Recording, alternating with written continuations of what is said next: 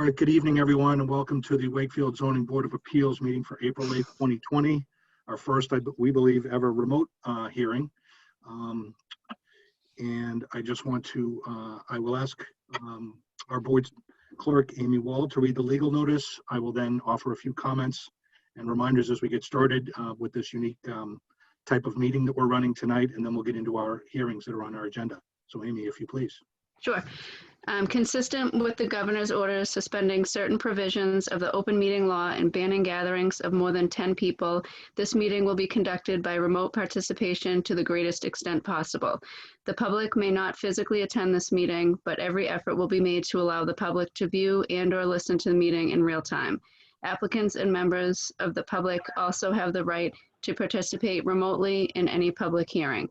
Persons who wish to do so are invited to click on the following link, zoom.us/J/7774715. The meeting ID is 777471453. If you do not have a camera or microphone on your computer, you may use the following dial-in numbers: 1-646-558-8456, meeting ID 777471453. Please only use dial-in or computer and not both, as feedback will distort the meeting. 1. Continued hearings. 2. 20-32 Thomas Blaine and Amy Blaine application for a variance under Article 10, Section 190-66 and from the requirements of Article 6 and Table 2 of the Wakefield zoning bylaw, allowing improvements to an existing third floor in an existing single-family dwelling that, once improved, will constitute a third story. The property is shown as map 34, lot parcels HV3 of the assessor's map, and is located at 85 Harrison Ave. Board of Appeals. Thank you, Amy. Welcome. So just a few comments as I mentioned. So I just want to remind everyone we are recording this meeting, including video. And the plan is to send it to WCAT for a subsequent replay at a time and date to be determined. So just a reminder to everyone up front about that. We would ask everyone to, where possible, share their video and audio in the meeting room, as we would normally do during our public hearings, unless there are technical limitations on your computer or electronic device. I have a copy of all the files that our Secretary Gail Connery has provided to me, and I will go through them as we go through the hearings. And all the members of the board have electronic copies of the submitted plans that we will review tonight. And information about this meeting was posted on the town's website, so any member of the public, if you haven't already done so, you could go to the town website and download the documents that will be reviewed tonight and have them open and review them locally. We will run this meeting very much like we do our public hearings. The applicant for each hearing will present their information and testimony. I will ask them to share their screen and with plans or anything they want to share, unless there are technical limitations in doing so. If so, I can share. I've got the files open on my desktop. The board members will offer comments and questions as we normally do. I'll read any written correspondence that we have. When we're done, we'll ask the public for any input. I would ask in the Zoom meeting if you could raise your hand. That's a feature, I think, on the lower toolbar. Please raise your hand. I will try to keep track as best I can of the order, but we'll try to accommodate everyone and give you an opportunity to ask a question or make a comment. We would ask that when you do so, as always, you please state your name and address for the record. And finally, when we, if any votes are taken, we'll entertain motions the same way, a second, any discussion. Yeah. But the difference here is we will take any votes by a roll call vote. Normally it's a show of hands and an aye or an nay.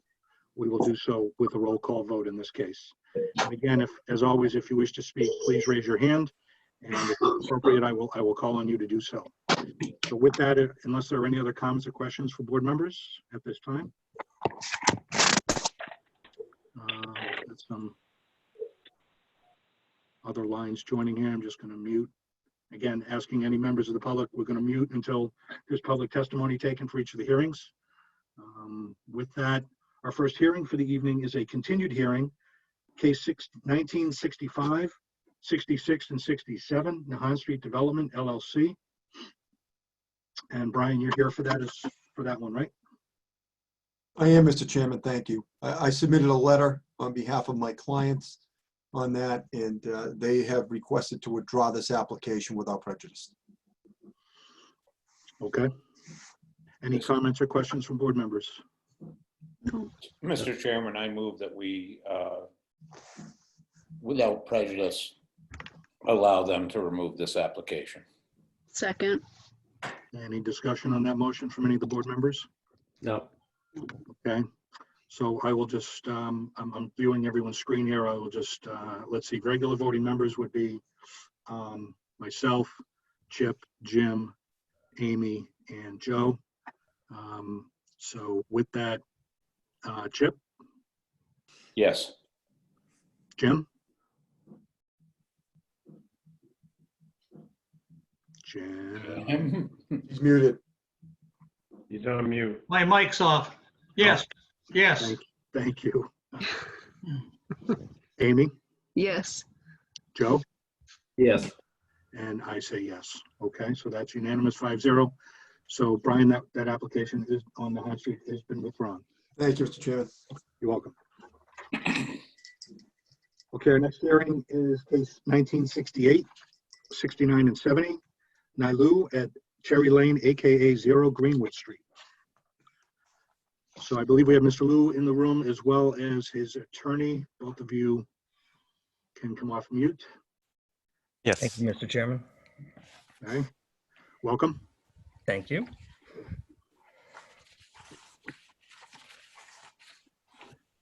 So as I stated, if you want to share your screen, I know there was some plans submitted.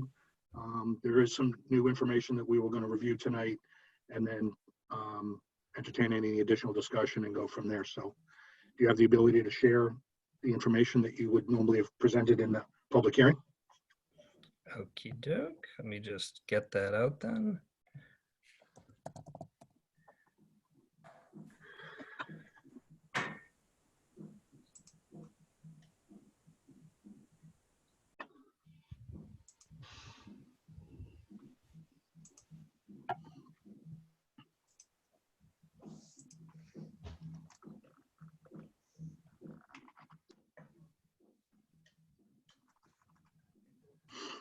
All right.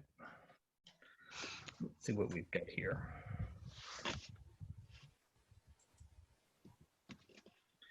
All right. So we were here a few weeks ago, and there was some discussion on the components of the variance that we had gone through.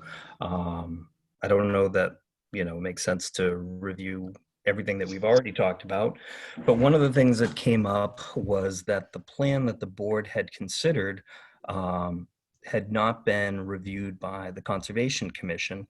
And so even though we had assumed that being further away from the stream would be a good thing, I think the board correctly wanted to get some sort of written confirmation or weigh-in from the Conservation Commission.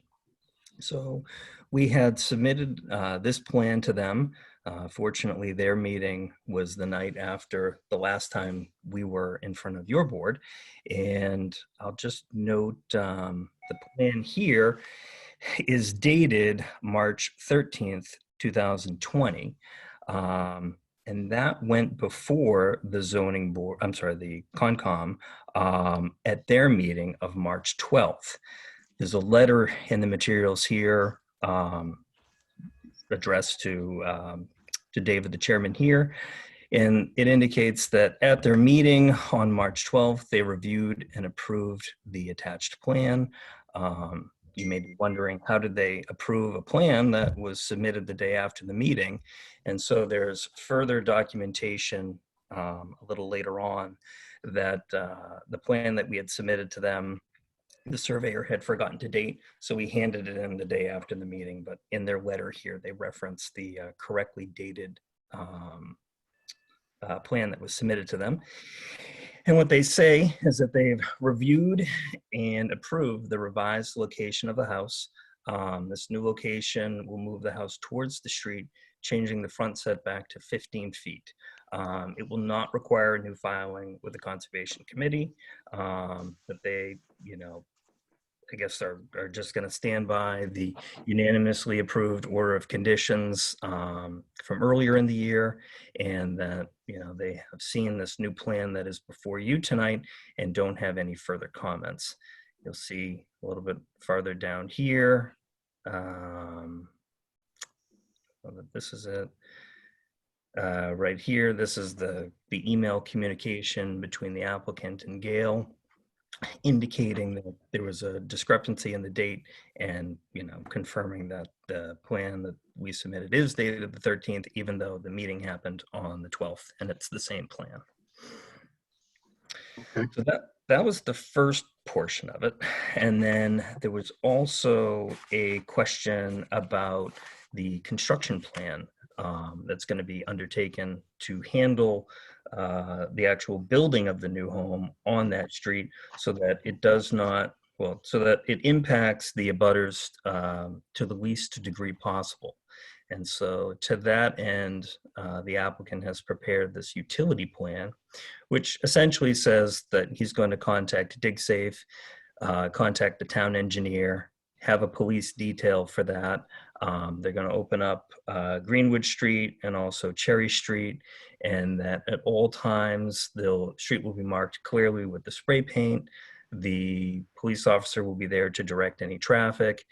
Any of the construction materials will be, you know, on the actual land itself. They'll close it up, they'll use steel plates, and then he will be responsible for bringing the street back into you know, conformity with the way that it is right now. So essentially repaving once the job is done. Okay. So I believe that addresses the concerns that the board had, but of course, if there are questions or other concerns, we will be happy to take a crack at dealing with them tonight.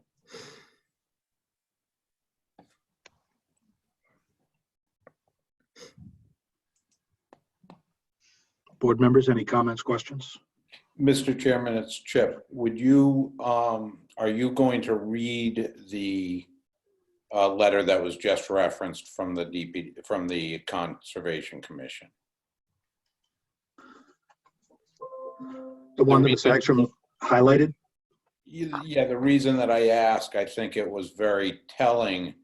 Many of the questions I had about the development of this site and does it make sense or not, I think Concon contemplated, and in their letter to you, I found it very telling and persuasive. So just for maybe people in the public to be able to hear what they said and the decisions of why they did what they did. Sure, Mr. Hedstrom, can you go back to that? Of course, yes. Yeah, because I think you were showing it and highlighted, but maybe just Yeah, no, I'm folks sorry. didn't see the Yes. full. So here we it could- is. Yep. And I'm happy to read it into the record if that's what you're asking me to do, Mr. Chairman. Yes, please. Okay. So this is a letter from the Wakefield Conservation Commission dated March 19th, 2020. Mr. David Hatfield, Chairman, Zoning Board of Appeals, 1 Lafayette Street, Wakefield, Mass. 01880, regarding 0 Greenwood Street. Dear David, this letter is written in regards to the proposed single-family home at 0 Green Street, aka Cherry Lane. At its meeting on March 12, 2020, the Conservation Commission reviewed and approved the revised location. This new location will move the house towards the street, changing the front setback from 15 feet, and will move the house 10 feet further from the stream. This change has been referenced in our record. It will not require a new filing with the Conservation Commission. This new location is shown on the plan titled Cherry Lane House with approved front setback variance, dated March 13th, 2020. The following is an overview of the wetland permitting review that was undertaken for this property. Under the notice of intent permitting process, the Conservation Commission, held 3 public hearings. On January 3rd, 2019, a vote was taken to unanimously approve issuance of an order of conditions. This decision was not appealed. The work proposed in this filing was reviewed under the Massachusetts Wetland Protection Act, 310 CMR 10.04, Section 10.55, Bordering Vegetated Wetland, BVW, as well as the Conservation Commission Act, Mass General Laws, Chapter 40, Section 8C, pertaining to open space protection. The Act defines BVW as an area where soils are saturated or inundated such that they support plants that are adapted to periodically wet conditions. The Act allows for the disturbance of up to 5,000 square feet of BVW as long as the replacement area will function similar to what was lost based on the conservation's opinion. For this project, 1,825 square feet of BVW will be disturbed. The VBW on this lot is sparsely vegetated, comprised mainly of invasive plants, shrubs, and vines. Removal of invasives and replacement with greater density and variety of native trees, shrubs, and plants will provide protection for the brook and enhance the viability of the natural habitants, promoting healthy biodiversity for the area at large. In response to the comments from the public, the Commission, and town engineer, the applicant worked with the Commission and offered the following concessions to protect the BBW and preserve valuable open space. Numbers 3 through 6 are special conditions to the order of conditions. 1, the footprint of the home was reduced from 1,800 feet to 1,200 square feet. 2, the driveway was relocated further from the wetland and has also decreased in size. 3, trees that are removed will be replaced in the BVW at a 2-to-1 ratio. 4, an additional 25 native New England shrubs will be planted in the BVW. 5, although stormwater management is not required for a single-family home, the applicant will install a crushed stone trench to capture roof runoff. 6, working with the Commission, a deed restriction will be recorded to prevent further development of this lot. The project stands in stark contrast to what had been proposed by a prior applicant. The Commission previously reviewed a notice of intent for this lot that called for the construction of a 16-unit townhouse development. This would have entailed extensive blasting of ledge adjacent to the brook, an engineered stream crossing to access the rear of the parcel, in addition to an associated parking lot, grading, and utility work. This project was denied as it was felt that the proposed work would be detrimental to the wetland resources. Although the purpose and intent of the statement of the 50-foot stream setback bylaw, Wakefield Zoning Code Chapter 190-31H, does not directly speak to the goal of this particular section, the Commission feels confident their decision more than addresses several other noted areas. And then there's a series of bullet points regarding overcrowding of land, specifically the establishment of a balance of the lot and structure that retains and preserves the amenities of this area of Wakefield, as well as providing at least a minimum of useful outdoor space. The proposed home would cover approximately 1.4% of this 3.57 acre lot. The retention of the greater portion of this lot as open space will help preserve not only the natural integrity, but also continue to provide needed flood storage for this area. The grade of this lot on the far side of the brook rises dramatically. Just beyond the top of the hill is a connection to an existing trail system linked to Melrose and Stoneham. Maintaining an open area such as this, even if privately held, will preserve and protect a valuable parcel for flood storage, habitat, and aesthetic value. Pushing the building location back could increase the likelihood of further degradation of the wetland and also decrease much needed flood storage area. The imposition of the stream setback bylaw would not, in this case, achieve greater protection of the wetland resources than has already been established in the Conservation's Order of Conditions. It is the opinion of the Commission that the additional protections gained during the notice of intent process, specifically retention of a majority of open area and enhanced wetland habitat function through a dramatic increase in native plantings, provide more than adequate protections of the values outlined in both the Act and the Town of Wakefield zoning bylaws. Sincerely, F. James Luciani, Chairman. Thank you for reading that. Sorry it was so long. That's okay. I think as Mr. Tarbell had noted, it was important for everyone to fully understand the consideration and the testimony and the agreements that went into their decision and their order of conditions for this proposed development. Any other comments, questions by other board members?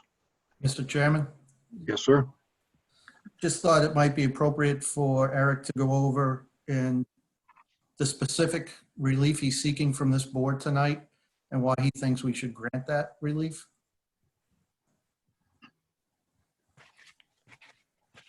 Okay. Sure. So we are seeking 3 variances. The first one is building within 50 feet of an open stream. As the Conservation Commission's letter points out, what we're trying to do with the other plantings and other mitigation strategies for the development of the property, limited as it is to, I think, 1.4% of the overall parcel, we believe that there's really, as far as the lot is concerned, nowhere else that would make sense to put the house. There's already an established street on Cherry Street, so moving it, to that kind of north. Well, I don't know what the direction is, but moving it to the, I guess, South. right, yeah, the south corner of it there makes the most sense from a planning and aesthetic standpoint. We're actually, one of the other things that we're doing is moving it further away from the stream. So that's the second part of the variance that we're looking for, so that we're moving it closer to the street.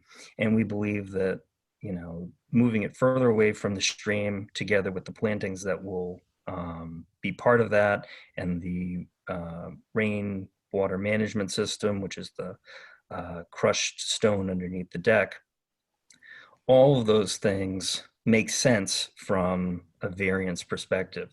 The shape of the land is such that we really can't put it anywhere else that would make sense, since where it is right now is close to the street. And also, we really can't use any other part of the lot because of the resource areas that are already there with the stream and the plantings and the actual topography of the property. So those are 2 of the reasons that we're looking for relief from the board, and also why we think we should respectfully be allowed to do that. The third one is we're looking to get a relief from the requirement of not having more than a 2.5-story dwelling. And the reason for that is, since there'll be no basement, that will be the additional storage space for us. Because if we dig the basement, obviously that's more disturbance. So when we were talking to the Conservation Commission, one of the things that we agreed on was that it would be a slab. There's also, and I'll just scroll down just so you can see it, an existing 3-story property on Cherry Street as well. And I realize that's a different lot with different topography and different set of performance standards, and that just because one person on the street has it doesn't mean that the other person can get it. But because of the wetlands and because of the lack of a basement, asking to have that additional 3rd story we felt was appropriate, and it will still be below the 35-foot requirement under zoning. So it won't be higher than anyone else's. It'll just be a 3rd unit, and we have the added benefit of someone right down the street has one as well, so it shouldn't look too out of place. So those are the 3 things we're seeking relief on tonight. Okay, thank you. I had a question, just going back to the original piece of evidence, the construction plan. Was that, you said that was drafted by the applicant, right? Was it reviewed with anyone from the town or the DPW? Well, so I guess the answer to that is no, Mr. Chairman. And again, the only reason why is because I think that, the town doesn't really want to deal with us until we actually have a permit, which they won't give us until we can get one from you.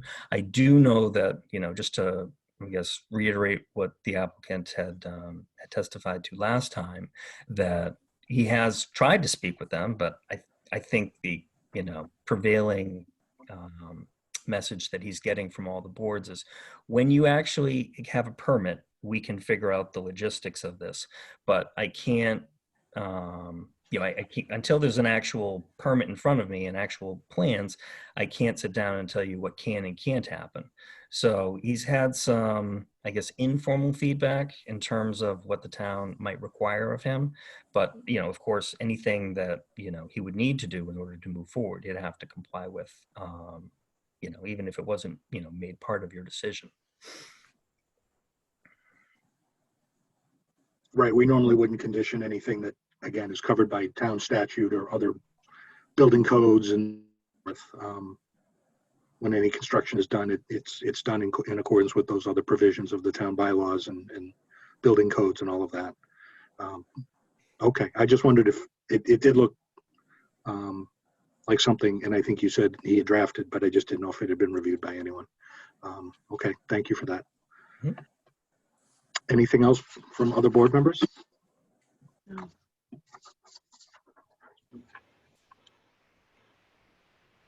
Mr. Chairman, it's Chip again. I would just state that, this has been a long process and no fault of anyone's. And I guess originally I was thinking this was almost an unbuildable lot. However, I think that given the Concom's letter and the thoughtfulness that they had in regards to this, and thinking about the condition that, a small little house is going to be put on this corner and basically 3.5 other acres are going to be left to never be developed on, is kind of a good thing. And that the considerations that he's looking for in order to do this are reasonable, given the process that he's gone through. So where I was once kind of negatively looking at this project, I'm almost switched to a positive thought that this isn't such a bad thing, and it's and it might be the best thing for now and for the long run, especially with the consideration that nothing else will ever be able to happen on this lot. No subdivision, no break off a piece, no additions, no nothing. Thanks, My Chip. thoughts. Mm-hmm. Anyone else before we open it up to the public?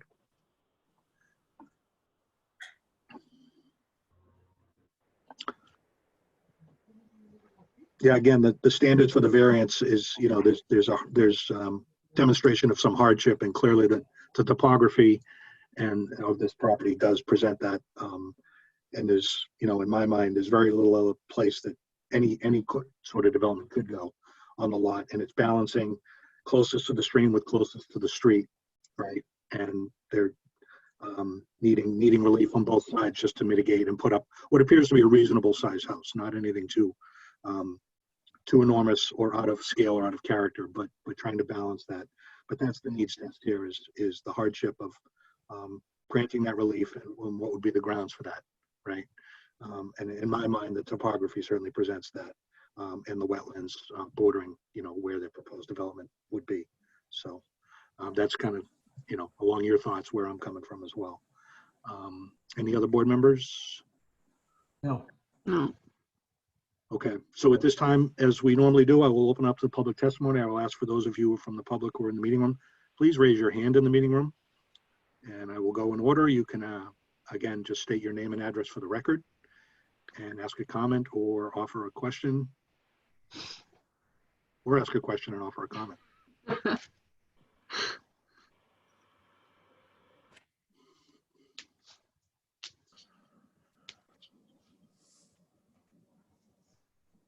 I'm not seeing any hands being raised. Anyone?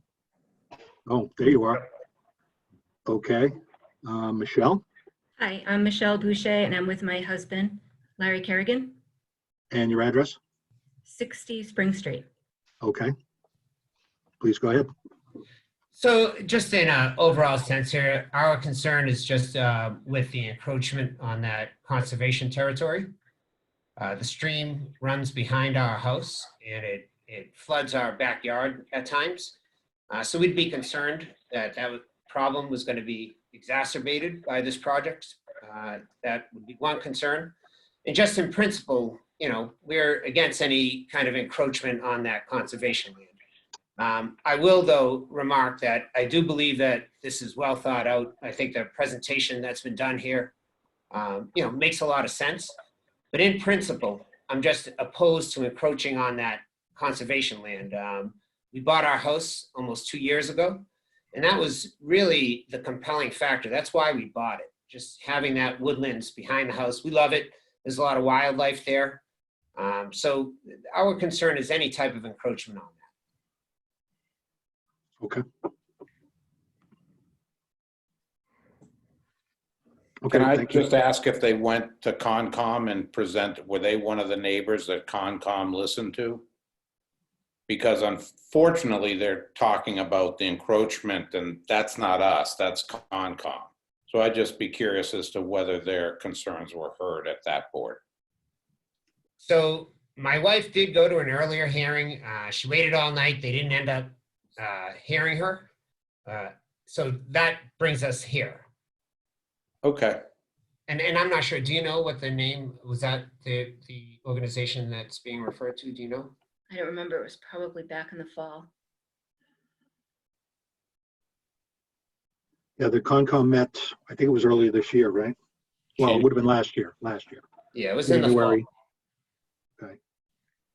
Yeah, so you would have been, if you were within that abutter area, you would have been notified of this hearing, which started actually in June. So Yeah, the and that's the Concom hearing. hearings took place earlier in the year. Okay, so yeah, we may have missed that one. But Okay. again, that's our objection is really in principle to encroachment on that land. No, no slight on this project in itself. That's how we feel. Okay, thank you. One thing too, just looking at it again, is that there's going to be the crushed stone trench that's going to help alleviate some of the water runoff. So just something for them to maybe feel a little more comfortable by. And we do, to that extent, we do. The idea that it's been considered and planned for is definitely comforting. But sometimes there are unintended consequences of any type of construction like this. Right. And does it set a precedent for further encroachment? I know that it was earlier stated that no other building would be done on this lot. That's a good thing. But is there another lot next door that this kind of facilitates? I don't know.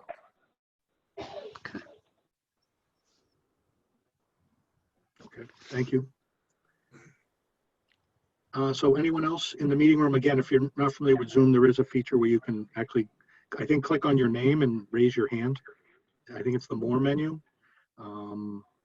Excuse me, Dave, I don't know that people on telephones can raise their hand. Well, they wouldn't, but they, There's a Susan raising her hand, basically, but Yep. she's got her mic muted. yep, no, I'll unmute Susan.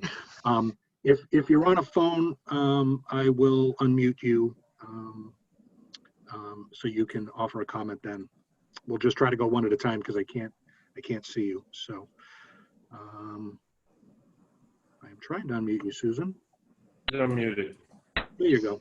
Hi. Hello. Thank you again for your time tonight.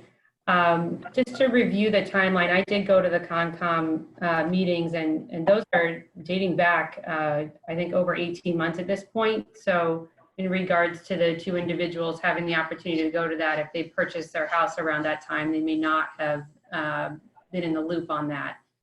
And I did go to those meetings and I think this agreement that they have outlined does come out of a repeated conversation, and I do appreciate the thoughtfulness of it, and I did reiterate that at our last meeting. And again, I just want to restate my concerns with development of the land, that this property seems to me to not be developable without a lot of exceptions.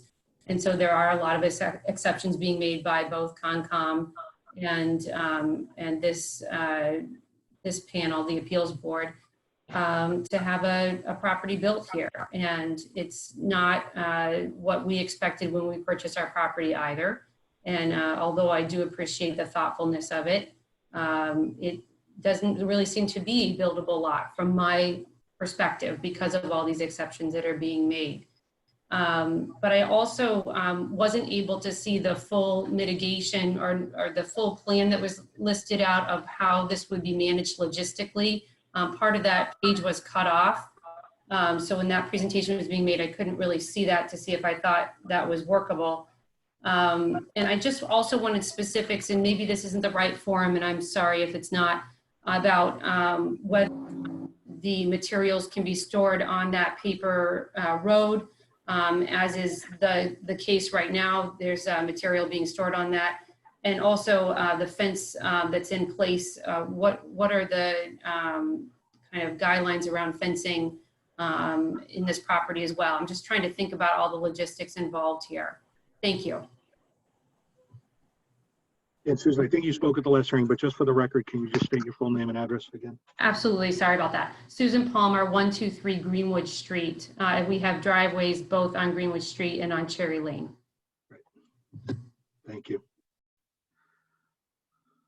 I don't know if you want to put that file back up. Sure. Again, it was part of the package too. It's on the town website, Ms. Palmer. So that could be downloaded if you just want to refer to it in more detail. But he's going to start sharing. He can show that page again. But I don't know that it addressed. So you asked storage of materials and fencing.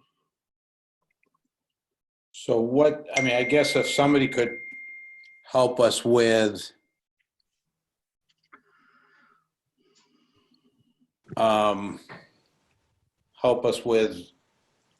what's there now, talking about fencing and the storage. Can somebody address what that is and what's happening? Yep. Hi, this is the property owner. So the fencing I had put up in consideration of before construction begins to kind of keep the neighbor's kids off of the lot. I know I can't really fence off the whole lot as it's 3.5 acres, but mainly to, you know, she has young children and I see her young children roaming around the property a lot. And, you know, it's mainly to keep her kids from getting hurt from playing once construction starts. That's the purpose of the fencing. The materials on the paper street right now is insulation for the concrete slab, and that will be consumed as soon as construction starts, and that will be removed out of the way. So I guess the question I have is, what makes you think it's okay to store stuff on the paper street? Because that's not your property really, right? Fair enough, yep. Okay, so the thought would be obviously that during construction, all storage would be done on your site, right? Yep, we could do that. And then, well, I mean, that's just what you do when you're building. Yep. And then the fence would be there for the protection during the construction and then go away? You're right, I mean, I'm assuming it's a metal, some sort of metal fencing that's it's a chain link fence. Attractive. Yeah. Yeah. And you've got nothing as far as fencing goes on your site for the future. So I'm assuming it's just temporary construction fencing. Right. Okay. Yep. Thank you. Sure. Chip? Yeah. Since that's a paper street though, it means that really it hasn't been dedicated. So therefore everybody's property line actually runs through the middle of it. So wouldn't a portion of that be partly his to use? I don't think you can use or claim, it's still a street. And I don't think storage of, it's there to be used as a street, not for storage of things. Especially where there's an abutter across the street with a driveway, so. Right, right. I just don't think it's appropriate to be, even if you have to maintain to halfway, you know, you can't build a house on it, you can't do things on it, it's just there. So I don't believe you can store stuff on it. Well, I think that if I remember right, the stuff that's stored there is more to the end of the street, not blocking anybody's Yeah, access but anyway. one way or the other, I don't think you can store stuff on it, and Yeah. nor should he be allowed to during construction. I would think that Understood. that would be part of our conditions, in my opinion, if we move forward. Okay. Okay. So Ms. Palmer, did you see what you wanted to see? I know we just spoke about your other comments, but Just a follow-up question on this plan. I'm just reading through it, that the north side of Cherry Lane will be maintained open for the duration of the project, but that insinuates to me that the south side will not, which is what impacts me to get into my driveway off of Cherry Lane. So again, I don't know if this is the right format, and I apologize if it is not, but I just want to know how I can have an understanding of how I'll have access to my upper driveway. Well, it also, if I can, so you can't leave trenches open in a road, paper road or not. You have to do your work and have plates and backfill and all those type of things as you move forward. That would be the engineering department. However, obviously there may be a time when you're breaking into that sewer or something that back driveway might not be accessible. I would think that as good neighbors, there'd be communication and discussion, and just so you'd be aware of what's happening in the timetable that it's happening with. But that at some point during, you might have to park somewhere and then move it in later or something, but that's usually how things like this go on any given street. Right, and that seems reasonable to me. I think good communication, if neighbors need flexibility, if people moving vehicles and whatnot, is certainly to be understood. That's certainly my take. Thank you. okay.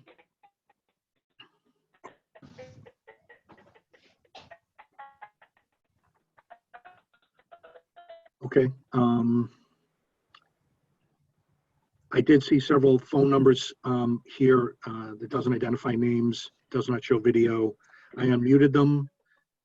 So I will try to entertain comments if you can speak up one at a time, if you do want to offer something. We'll just try to go one at a time. So if you're on a phone, or if anyone else who has the video as well, want to raise your hand or indicate that you have something to offer.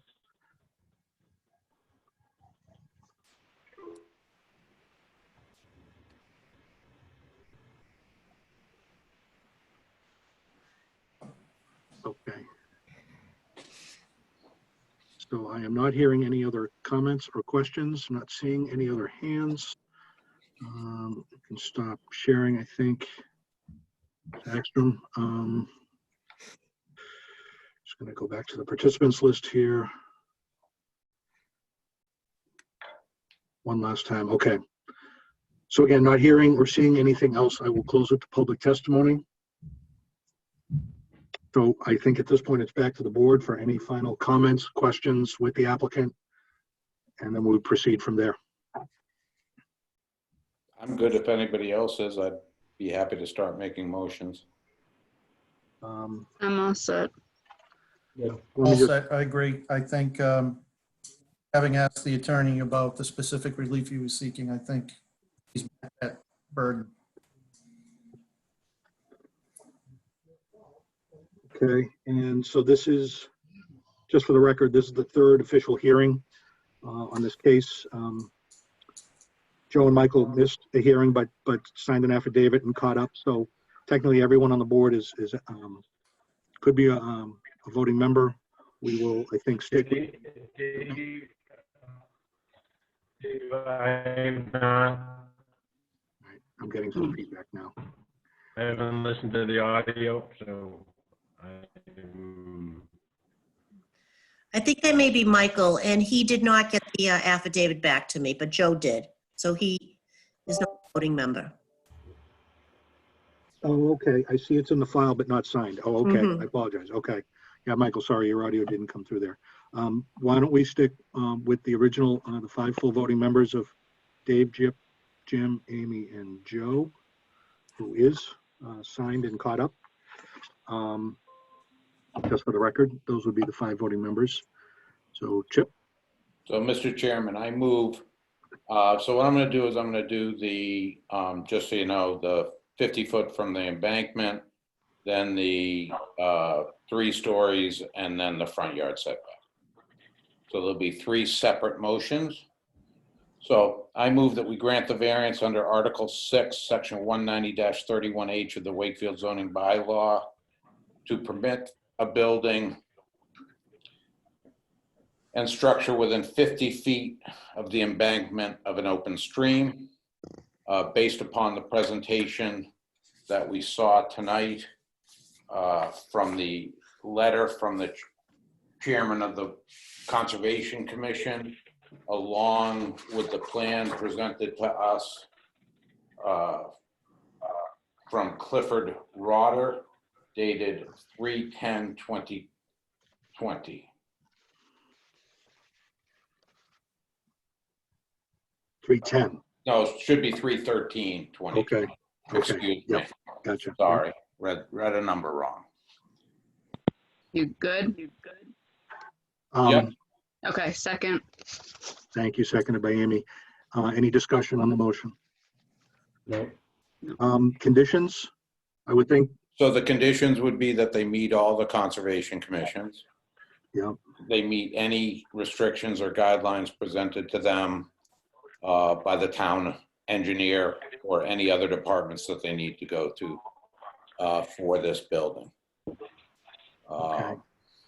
And that I would reiterate that there will also, along with Concom doing it, we will also make it a condition that there will be no more development of this lot in the future. Yep. Okay. And again, the justification is adhering to the hardship being mainly the topography of the. Topography and size of the lot and, you know, the position and everything else that was discussed. Okay, just for clarity. Okay. Any other discussion on the Which will be motion? the case on all 3 variances. Correct. Sorry. Yep. Okay. Any other discussion on the motion? No. All right. Jim, Yes. Chip, Yes. Amy, Yes. Joe, Yes. and I say yes. So that passes unanimously 5-0. Okay, Mr. Chairman, I move that we grant a variance under Article 6 and Table 2 of the Wakefield zoning bylaw to allow 3 stories in a single residence district. The reason being for this is the topography, the fact that there will be no basement in this home, and as well, they will remain under the footage that is allowed in a single residence district for the height of the building. Same plans as stated before, along with architectural plans. And I think the architectural plans did not change, and they're dated 3/9/2020 from called Cherry Lane House as presented to us. Second. Thank you. And same conditions. Yes. And same conditions. All right. Any other discussion on that motion? No. Okay, same voting members. Jim, Yes. Chip, Yes. Amy, Yes. Joe, Yes. and I say yes. Okay, that too is unanimous. Mr. Chairman, I move that we grant the variance under Article 6, Table 2 to reduce the front yard setback as shown on the plans dated 3/13 as stated before.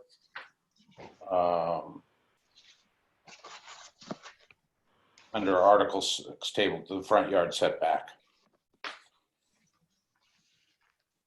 That's your whole motion? That's my motion. Second. Any discussion on that motion? Okay, once again, Jim, Yes. Chip, Yes. Amy, Yes. Joe, Yes. And I say yes, so that too is unanimous. Okay. So, Mr. Liu, you have your variances. I will work with you offline to draft the decision, which of course now needs to be filed. And then there's an appeal period, and then we'll see, you know, beyond that, if no appeal, then you may proceed. Thank So you. I will work with you offline to take care of the decision. I'll be in touch tomorrow. Thank you. Thank you, everybody. Thank you, everyone. Good luck.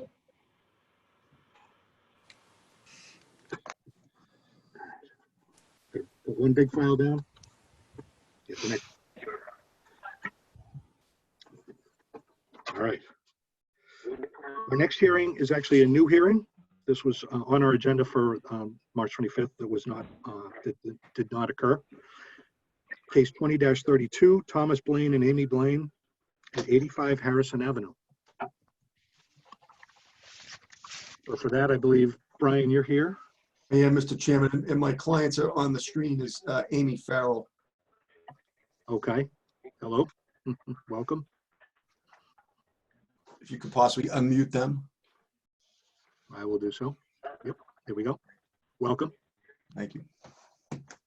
So you heard my preamble, Brian. If are you able to share your screen or share plans? I might have you do that, but maybe I should give, if I could, even without the plans, I can give a little bit of a presentation just on what we're doing here. Sure. If I may, Mr. Chairman. For the record, Attorney Brian McGrail with offices at 599 North Avenue in Wakefield, representing Thomas and Amy Blaine, who reside and own the property at 85 Harrison Ave in Wakefield. The Blaines are in the process of doing some renovations to their house. It's shown as lot or parcel HV3 on map 34 of the zoning maps.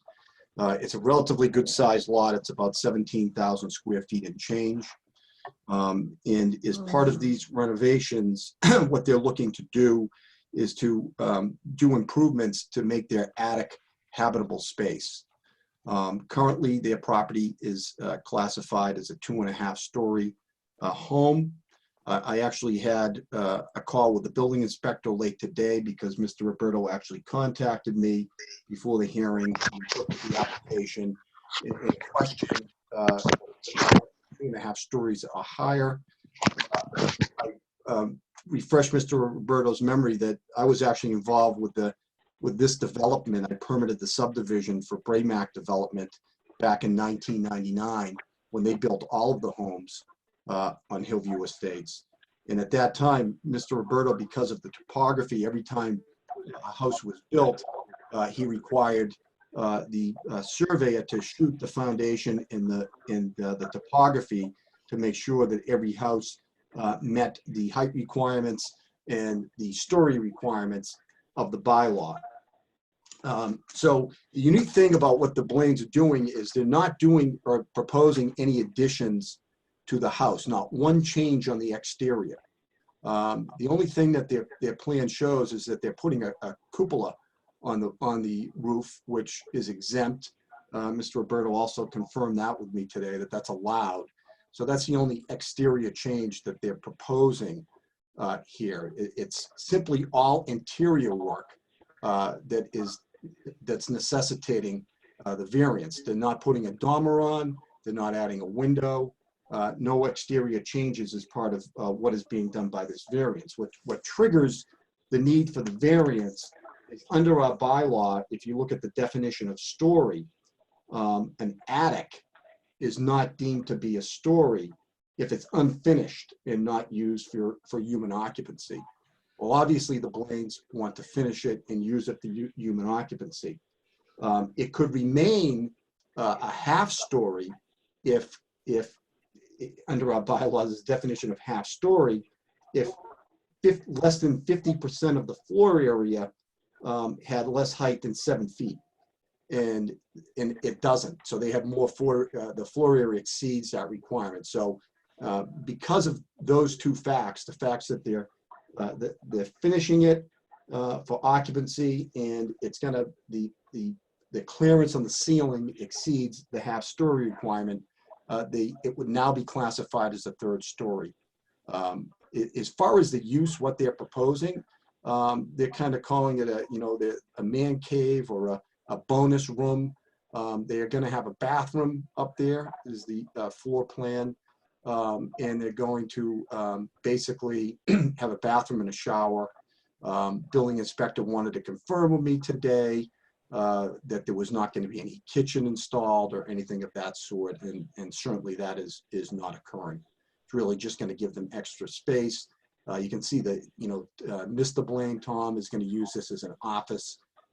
He just works out of the house. He does not need any accessory use permits from the board because he doesn't have any customers. It's somewhat appropriate with what we're going through at these times, that he's kind of creating a home office to work from home. So this is pretty straightforward, and the board has seen this before.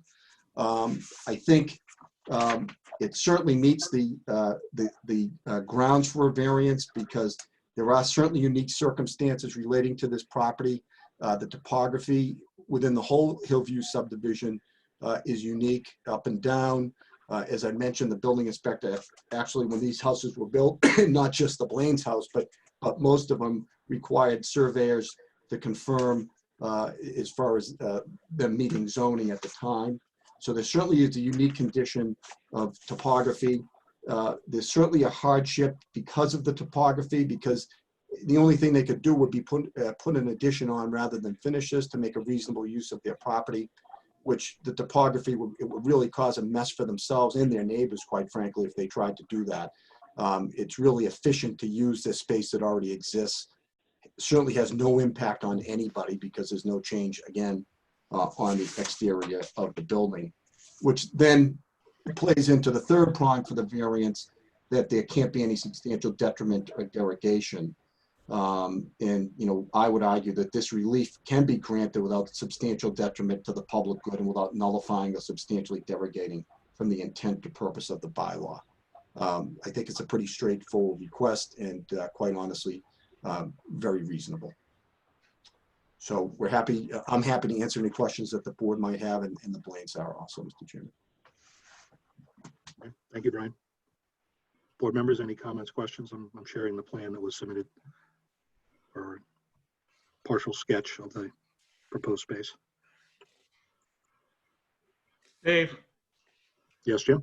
I looked at this and I sent the photographs out to everybody basically this afternoon. But when I look at this from the backside, it's literally a 4-story building, basically. Now understand that there's grading here because it's built into a hillside. So on the garage end, basically, it's the basement level, which a lot of it is on grade, and then it sort of it digs itself in as it goes back.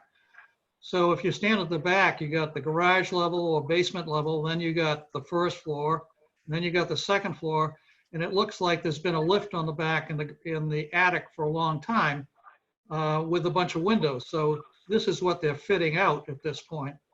And I might say, when I looked around the neighborhood, there are a few others basically that have a similar sort of condition as far as the way they were built.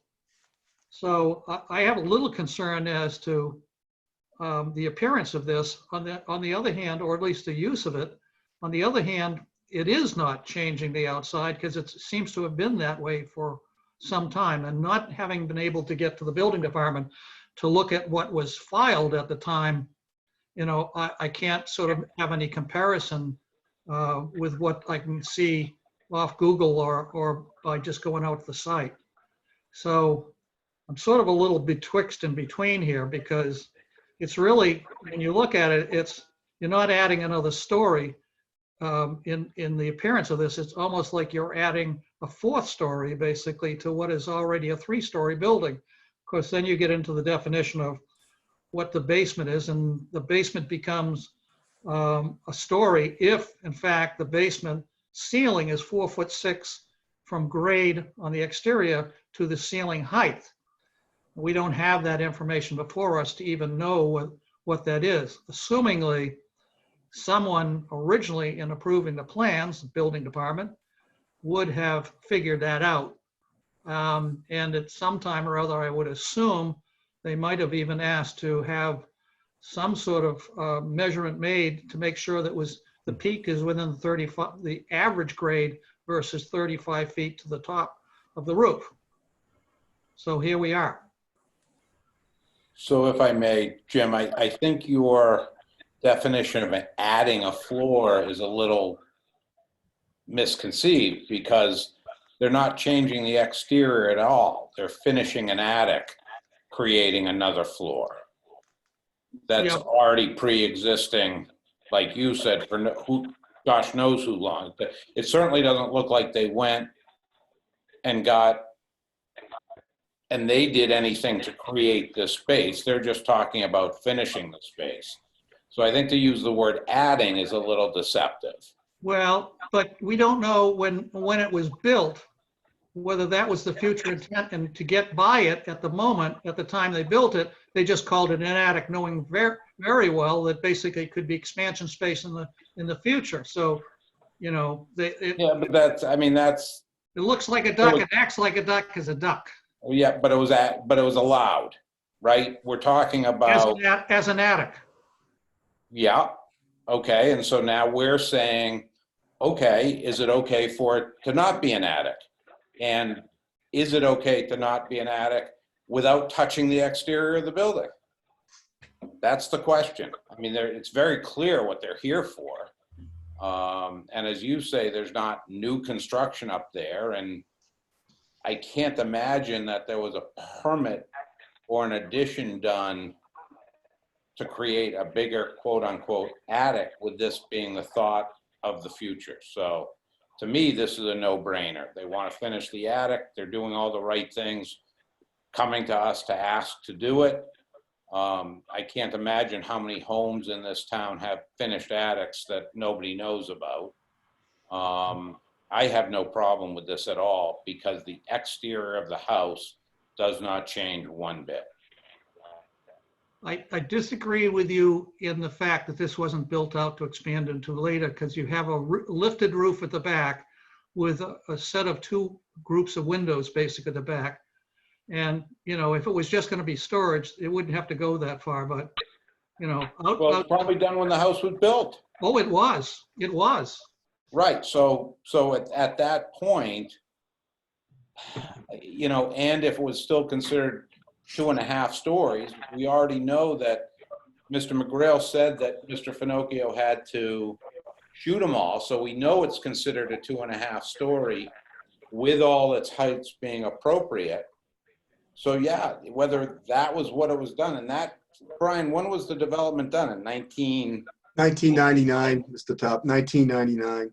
So yeah, and basically that's what. Yeah, this that's house what the was build. probably built, thinking that at some point they could finish off the attic if they wanted to.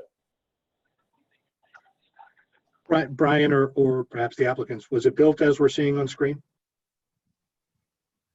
Why can Tom and Amy there? Tom, I know they did not do any additions to this house. Oh, we just purchased the house in August of 2018, and we actually have 2 houses in Wakefield. So we live in the house I grew up in, and we're doing the construction on 85 Harrison, and so we haven't done anything. No, we haven't done anything. Oh, okay, but you're not the original owners. I maybe made a false assumption with it. Right. Oh, yeah. No, we just bought it a couple years ago.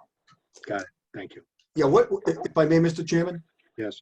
Yeah, so, because Mr. McBain brought up a good point in the basement. So there is a definition of the basement on whether that constitutes a story, which always becomes a difficult issue when you have unique topography. And that was part of why Mr. Finocchio had a shoot, because if less than 50%, a scratch attic, more than 50% of the basement is less than 4 feet 6 inches above finished grade, then it's not a story. And that is the building inspector's consistent interpretation of that. And once that's not a story, no matter, when you look at the garage on this, you say, wow, look at that. But it's not, that is not counted as a story, because the other side of the house is basically buried in the ground, as Mr. McBain said. And I refreshed Mr. Roberto's memory, because he actually thought it was Hayes Engineering, Peter Ogren, that shot those foundations. And when he called me, I said, Jack, if you remember back in 1999, I remember specifically Paul Finocchio having to go up there and with you and go over this to make sure that a lot of the houses up there complied, not just this one.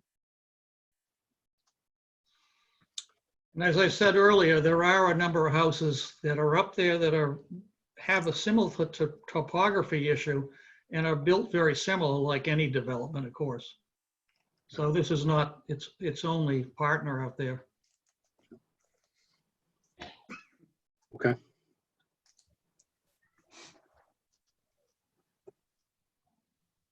Any other comments, questions from board members? No. No, Mr. Chairman, I disagree with the point that with no exterior changes in the topography, I'm a little bit, this is a no-brainer category. Thanks, Tom. All right, there has been some correspondence. I'll read into the record, just give yourselves a few more seconds to contemplate. From the DPW, we got a letter dated March 3rd that they've reviewed the plan that was presented to allow that third story work, and they have no comments. The fire department, no objections, and a letter dated February 27th from Chief Sullivan. And from the Conservation Commission, a memo dated February 21st, 2020, from Elaine Vreeland as an agent. It's outside of their jurisdiction and doesn't require further review from Concom. So those are the corresponding boards and departments that weighed in and offered correspondence here. Okay, I'm going to stop sharing for now because I have to come back to the meeting room to be able to see the participants here. So anything else, board members? If not, I'll open up the public testimony. I'm good. Okay, so if there's any member of the public, if you're in the Zoom meeting room and have figured out how to raise your hand, either in the video or through the raise hand feature, please do so now. Yes. So let me just unmute you. And if you can just state your name and address for the record, sir, and then proceed. Hi, folks. My name is Rick Salemi. I live at 81 Harrison. I'm a butter to 85 Harrison, the direct house right next door. I think I understand what they're doing a little better now. I'd like to go through my thought process here. But before I do, just a comment for the attorney. I don't have any issue with the cupola. And you say it's exempt. I believe there is a 30-year covenant on all our deeds for exterior exterior modification. So you might want to look into that. But like I said, I have no issue with the cupola. What I'm trying to understand a little better here is if this is going to remain a single family property. I went through and looked at the building department's website, found the 2 building permits, BP 20-53 for 130K, BP 20-58 for 35K. One is for remodeling the kitchen and the first floor. The other's for modifying the front entrance and doing siding. My concern came from 130K remodel to the kitchen and 1 bath. Based on the history of the building permits that I found on the town's website, the costs associated with similar renovations, 130K is on the order of 3 to 4 times the cost. The work's been going on since January. It appears the house has been gutted. That cost, a front entry permit. My concern is the house may be subdivided for condos, or it may be turned into some other place like an Airbnb or something like that. You've addressed the issue about a business front, and that's fine. Now, if they want to renovate this house and make a man cave, I think that's fantastic. I just want reassurances that this house is going to remain a single family residence and not be subdivided and sold off as a condo. Yes, I can see you. I'm laughing because we thought it was a lot of money too. We're doing the whole house over. It's a total gut job. It's about a 20 house that needed some serious repair. It's just for us. It's our fancy little piece of heaven in Wakefield. I'm born here, so I want to stay here. Yep, if it's just for you guys, fantastic. I have no issue. Like I said, I was following that paper trail, and the money made me feel like it was going to become condos, and that concerned me. But it's going to be a single family for the 3 of you guys. I love the idea. So. Yep, absolutely. It's expensive because it was 20 years old and virtually nothing had been done to it. So it's a very expensive rental. Yep, But I understand. We have the house next door and it's 20 years and yep, so I understand. That was it. That was my primary concern. Just wanted to make sure it wasn't going to be subdivided out into condos. Yeah. So that certainly, that's not even allowed in the single residence, and any I attempt to do an accessory apartment or anything, that would require relief as well. So if there were in your mind other intentions, that would be outside the bounds of what they're applying for here, but that would also require some other sort of discussion or relief. And Yep. that, you know, The whole Board of Appeals thing, this isn't something I do every day, so I don't know what the process is or anything else. So I didn't even know if this was the appropriate place to raise that concern. So it was appropriate. Yep. So thank you. Okay. Anyone else? All right. I do see, again, a couple of folks on the phone. I'm going to unmute you in case that's not something you can do on your own. So if you're on the phone without the video in the meeting room, but you do have a comment or question, please offer that now.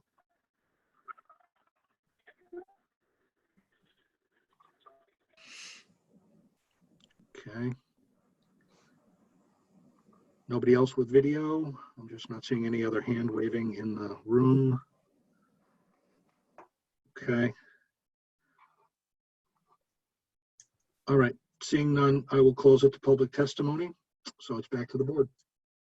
Mr. Chairman, I move that we grant a variance under Article 190, Table 2 of the Wakefield zoning bylaws to allow a third story as presented to us this evening from the plans. Help me with a date and. The 12/5/19 revision. I see January 4th. There's the site plan. Well, site plan, I was looking at the attic plan, but I yeah. was looking at the attic plan too, and I just couldn't find the date on it. I was hoping somebody else might. Brian? There's a revision date of 12, it looks like 12/9 or 12/3/19. I need my spyglass to see it. Yeah. Mr. McGrail, any help on this? 12/3/19. Yep. Okay, 12/3/19, you're comfortable with that date? Yeah. As presented to us this evening? Yeah, that's the plan that was submitted. Plans 12/3/2019. Yeah. And if I could just ask through you, Mr. Chairman, with my client, you guys haven't changed the floor plan, right, Tom and Amy? No. Well, yes, not the floor plan, but we moved a laundry room from the first floor to the second floor. Well, Has no, I'm nothing talking to the do with attic. the attic. Yeah. Oh, no. No. Okay. Oh, sorry, no. Attic. Okay.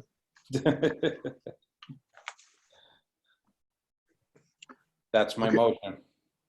Second. Thank you. Any discussion? Nope. Dave, Yes. Dave, I'll pass my vote to somebody else. Okay. Tom, you ready? Yep. All right, so myself, Chip, Amy, Joe, and Tom. No conditions. I didn't hear anything from the testimony, Brian. I don't think there need to be. I mean, if we wanted to add a condition that there would not be a second to satisfy Mr. Salemi's comment, that we could add a condition that there will never be a second kitchen added to the house. If the owners were happy with that, that would maybe curb some things. Sure. Well, if I could, Mr. Chairman, to Mr. Tubb, I would only be concerned that if they ever wanted to apply for an in-law apartment, which is legal to apply for, that they would be, if they had that condition, they wouldn't be able to do it. They'd have to go back to the board if they wanted to do that. They have to come back to the board anyway. Yeah, but this variance would have that condition of no condition, which would be conflicting with an in-law. It might just affect the value of the house. Okay. But I don't think you can, anybody can have two kitchens. I know that that's something that we've gone back and forth, two kitchens in a house. That doesn't necessarily mean that you have a second family there. There's plenty of Italian households, Greek households that have 2 kitchens. Yep, anyone who loves to cook or has a, yeah. All right, I bring back don't that there will condition be no, other things. that there will be no conditions on it. Okay. Yep. But yeah, sorry to inject if I may for just a second. No, I'm sorry. I had already can't- closed it. Yeah, Okay, he misinterpreted what I said. So, okay, fair enough.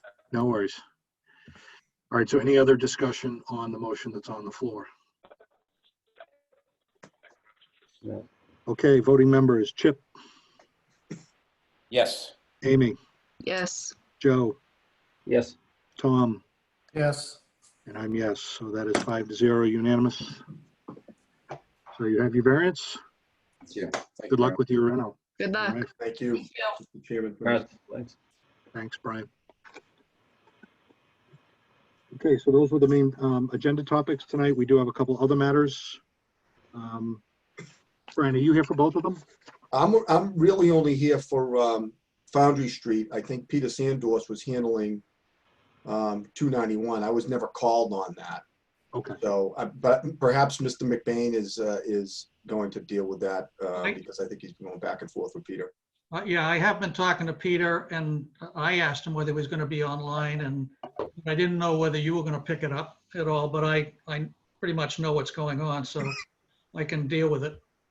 In fact, I'll probably deal with both of them. Yes. All right, so why don't we start with 69 Foundry, as long as you're here, Brian, and you can hang on for the other one. Yeah, I'll hold if you'd on. like, but I can help. so 69 Foundry Street, I do have the plan. It was a picture, right, of the siding, right? Yeah, Okay. siding. All right, so let me Color, right? share. Okay. Can you see my screen? Yeah. Okay. All right, so I can pick this up. So when Amy and I went down to see the mock-up, they had a siding on there that was sort of a blue-green type of, with a beige or a brown in it, maybe, or something like that. And it was not anything that we matched to. And the other question I had at the time was, it was originally approved as a beaded board, but when we changed the design on the overall building in a bigger format, the beading was removed, but the color was still the same. And it was a flat beige, basically. It didn't have the wood grain on it, anything like that. So that sandstone beige, I guess, as far as a distinguishable color, has been eliminated. But as you see, it's not too bad, even though they've changed to a platform beige. It's almost the same color. It's not going to make any difference, basically. So I recommend you allow them to do platform beige and that it be installed in the mock-up. Do we care about the texture? No, that wasn't there to begin with anyway, Chip. It was a beaded base on the bottom of it, basically. It never had texture. Okay. That's only there for the color. That's the only sample they could get of the sandstone beige. Okay. Okay, it's interesting. The background is also presented as a beige color, but so for contrast, but it does look pretty similar to me. So. I have the sample so I can drop them off at the building department for record, basically, and therefore they'll be in the submittal package. Okay. All right, and again, to your point, Jim, it was mainly they just discontinued. This is their new offering. Everything's the same except the color name. And for that matter, it's not that different. Yeah, it looks just a shade darker, maybe, you know, a little. Yeah. That could almost be because of one's textured, one's not. I mean, to me, they're really close. Yeah. Okay. Brian, anything to add? Just because you said. No, and I've been offline with this, Mr. Chairman, because it's really been the designated board members reviewing the materials with my client. And the mock-up. Yeah. Yeah, and on the mock-up, and I'm just glad that Mr. McBain, and I think Amy was involved too. I'm glad they caught this, because I think, you know, it's a perfect example of the purpose of the mock-up, because the color that was originally put on the mock-up, which was supposed to be put on the mock-up, it didn't look too good. Right, Jim? It was. Yep, no, it wasn't what we all agreed to. Yeah, so it was, so this is like the perfect example of what the mock-up panel can do, instead of like when the thing's half up, everyone going, what would we do for a color? Mhm. And thankfully, my client was smart, and he had not ordered anything. He went right by the book, so. Okay. Any other comments, questions from other board members on the proposed change? I move that we grant this as a minor modification as presented. Second. Okay, any discussion? No. Okay, regular voting members, Chip, Aye. Amy, Yep. Yes, sorry. Jim, Yes, Joe, Yes. and I say yes. Okay, so that is approved as a minor mod. Ryan, are you gonna let them know, or do you want me to let them know? If you could, Jim, because you'll deal with Eric.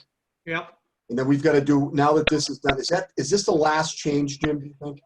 this is the only thing I know of. When I talked to Eric the super down there, they were gonna do another small panel area that had to do more with how it was on the first floor in the middle of the building, how the trim and the material turned the corner. And it's sort of like a secondary or mock-up, basically, but it wasn't something we asked for. It was something I think they wanted to make sure we were okay with before they did anything. Yeah, how about where do they stand on the roof unit mock-up? The last I talked to them, which has been at least a month ago, they hadn't got enough information on the size of the units from the mechanical subcontractor in order to construct these things. Plus, I don't think they were fully enclosed on the roof either at the time. So that's still an open issue. Yes. All right. So once that's resolved, Mr. Chairman, we've got to kind of bring back a final modification document to document all of the changes, which I'll work with Jim on when it's all resolved. Sounds good. It's okay with you? Yes. All right, we all set with this? All right, thank you. So the next one is 291 Salem Street. So that had to do with windows, I believe, right? Jim? Yes. Yeah, and Mike, can you flip that around? Yeah, okay, thank you. So there are better drawings than this, but I think this really is to the point. So this is the building on the front, building B, which is on the street, basically. And this top one is, in fact, the street elevation. It is, they want to take one window and turn it into two. And it's really in an attic space. If you look at where the windows are beyond on the building, you can tell that there's not a whole lot of room to turn this into a bedroom later, basically. So that's all they're doing, is just changing one window to two. The garage one, which is just below it, they want to put a window into that. I suppose they might use it for storage or something like that, but so they're adding a window at that location. If you can move up, Dave, to the next one, or down, whatever. All right, so up one, Dave, to the next, the one just below it. All right, so this one here, the three windows that are X'd out, that was the kitchen originally. They've changed the inside, basically, and the windows that are on the upper elevation are the windows now into the kitchen. So they've rechanged the plan. I haven't seen the plan, don't know what they've done. Quite frankly, we don't care, but that's what they've done, is taken out three and put two on the side of the building. The other one where they took the doorway out, I must be putting a fireplace in between a set of windows and that. It's sort of like it's like a den or something like that off the kitchen. So that's the changes they wanted to make.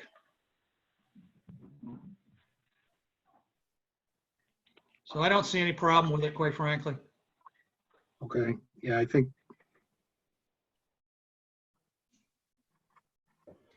we got the subsequent pages. Yeah, that's what's on file now. That's the future, or what they want to do. Yeah, just.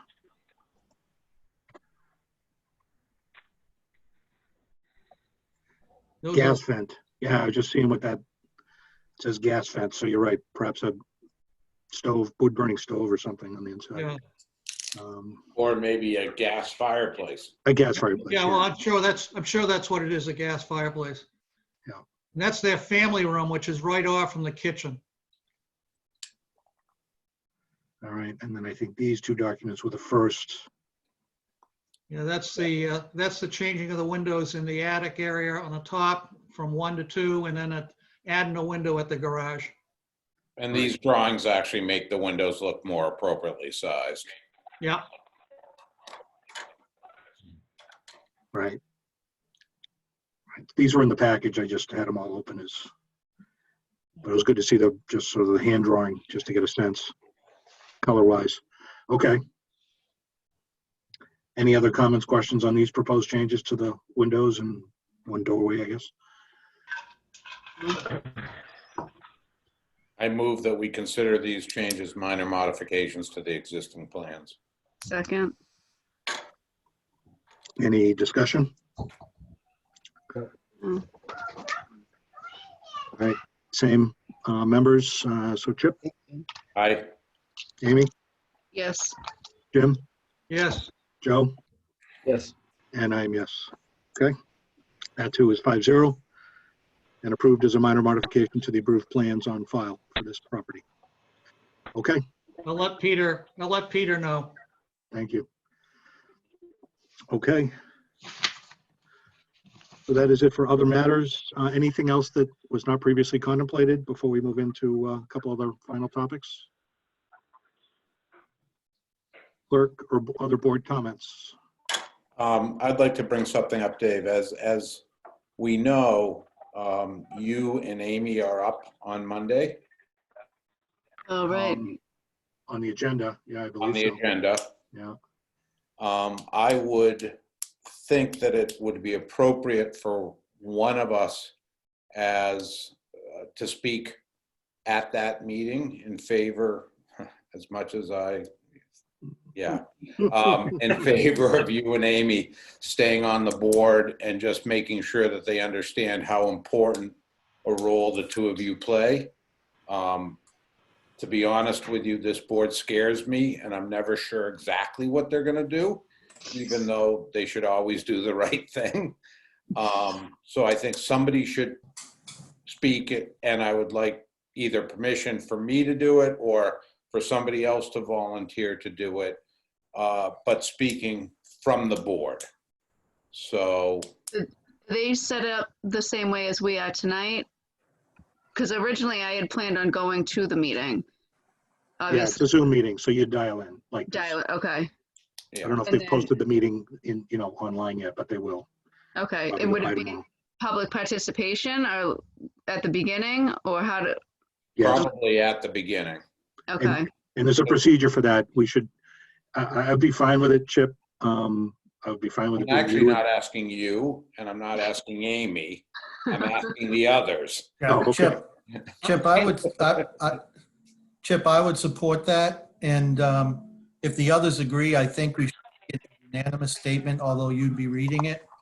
I got to do the Cambridge City Council on Monday night, so I can't do it, or I would weigh in myself, which is why I would like the statement to come from the board so that they know we're unanimous in that thinking.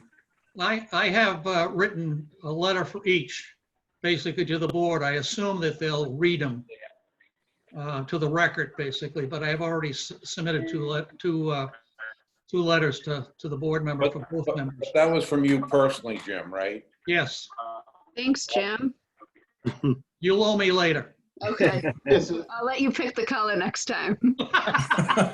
Greg, your thoughts? yeah, no, I agree. I think it's a good idea to do, for whoever wants to sign on. Obviously, I don't want to put my thoughts on anybody, but doing a letter from the uninterested members of the board, the unconflicted members of the board.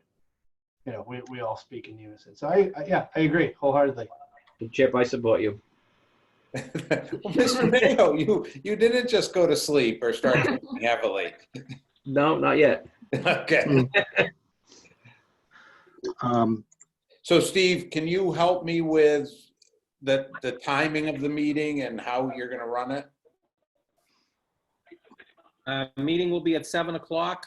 It will be a Zoom meeting just like this. Okay.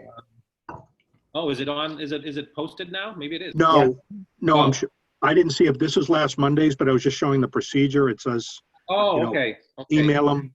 Yeah, there'll be public engagement in the beginning of the meeting like we always have. There actually is a email where you can actually send comments to the board ahead of time. I think if you scroll down on that a little bit, Dave, you can see that there, right in the blue there, public engagement. You can actually, you all could do that and email the board and let them know your thoughts or what have you. And you could also do it, you know, being recognized as people were recognized tonight. Steve, will my letters be read to the record? They'll be in the packet. I will request that they're read. They usually are read. Okay. When we get letters like that, so yes. And they'll read these too. These will all be read too that come in. Yeah. So I was just sharing, yeah, so that Yeah. folks, this was just from the town website from last Monday's meeting, but just, you know, you can click a link or send a letter, just as long as they know if you want to speak. If you want to speak, I guess you'd log in and then join the Zoom meeting and, right. But, okay. All right, appreciate it. Well, you haven't heard what I'm gonna say yet. All right, so I will do that, guys. Okay. Well, potentially this could be one of our, or both of our last meeting. After I get done with it. It'll be both of ours. Yeah. That's sad. It would have to end this way. One of the reasons that we want to make sure that they don't screw up with, because there are, I don't know if you guys know it, there are 2 other applications. There's 2. Okay, I knew there was one. I didn't know about a second one. I've heard 2. Okay. So I just want to try to make sure they don't. I don't know if me and Dave should take this personally or if we should be happy that people are trying to get engaged. Well, one's been trying to get engaged forever. Okay. And one is a new resident. Okay. That's my understanding. Okay. Okay. All right. That's all I had, guys. So I guess we'll Zoom again on Monday. Meeting minutes. Approval of the meeting minutes? Yeah, I was just going to say, any other comments before we proceed into that? Yes. Clerk's report, any other matters? Okay. If not, then we have the matter of the meeting minutes from March 11th, our last. Any comments on them? I think they were expertly prepared as usual. I move that we approve the March 11th meeting minutes. Second. Any discussion? Nope. Everyone in favor? Aye. Aye. Roll call. All right. Thank you. Mhm. Thank you. Any other matters, board members? Well, a motion to adjourn is always in order. Well, I would just say that if any of us had other board members that, you know, other counselors that we wanted to call or talk to offline, should also do that as well. I just think to make sure that they all understand what's going on is very, very important. Okay? All right. Okay. All right, well, with no other matters, I just like to thank, yeah, go ahead. No, first of all, Dave, I think this went pretty well, actually. I think we're As me being professionals. Thumbs Tarbell over here usually can't do these things. I thought it was pretty clear. I thought, looking at plan, I didn't feel like we shorted anybody any thoughts, comments, anything. I thought it was good. No, I was going to express my thanks again, everyone for attending, participating, and patience again, just dealing with everyone dialing in different ways, but I appreciate it. Yeah, I think it went reasonably well. So, and we'll see if we have to continue having other ones. We'll have to see. So are we all going to the public kitchen? When do they open? When they open. Motion to adjourn is always in order. I move that we adjourn. Second. Great job, guys. You guys Any did a great discussion? job. Thank you. All in Thank favor? you. Thanks all. Aye. Aye. All right. Yeah. We are adjourned. I'm going to end the recording. Thank you for joining tonight's Board of Appeals meeting. Everybody stay safe.